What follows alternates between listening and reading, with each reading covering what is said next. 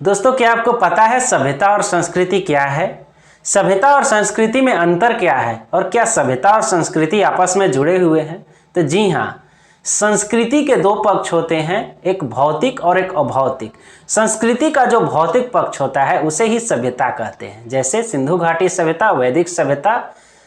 भौतिक पक्ष अर्थात मानव जीवन को सुखमय बनाने वाला पक्ष, जैसे सिंधु घाटी सभ्यता का भौतिक पक्ष जहाँ चौड़ी चौड़ी सड़कें थी, साफ सुथरी नालियाँ थी इत्यादि, यह मानव जीवन को सुखमय बनाता था, व्यापार इत्यादि होता था।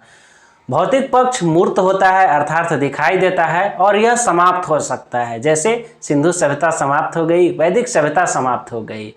और रही बात अगर हम अभौतिक पक्ष की, तो अभौतिक पक्ष संस्कृति का जो अभौतिक पक्ष है उसे में ही विचार, प्रथा, परंपरा, रीति रिवाज इत्यादि आते हैं और यह एक व्यापक अवधारणा है जहां पर हम देख सकते हैं कि भौतिक और अभौतिक दोनों पक्ष होते हैं।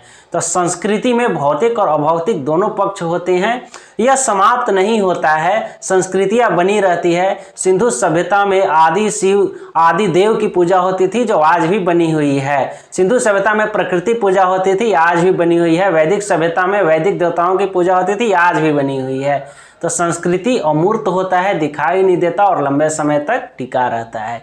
तो हमने सभ्यता और संस्कृति में अंतर करना जाना, और जो संस्कृति ही है वही भौतिक और अभौतिक पक्षों के माध्यम से सभ्यता का निर्माण करती है। धन्यवाद।